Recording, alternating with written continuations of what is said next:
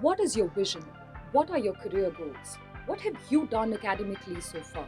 Who or what has been your major influence? What are your reasons for choosing this university?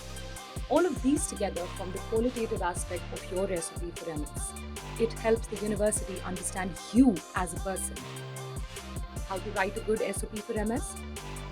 Besides quantitative aspects like GRE, IELTS, CGPA, transcripts, and others, your SOP helps you showcase yourself the way you want to.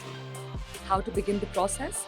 Gather all the information, structure your SOP, and yes, finish strong. Give the admissions committee something memorable, something that helps you stand out. And there you have it, an ideal SOP for MS.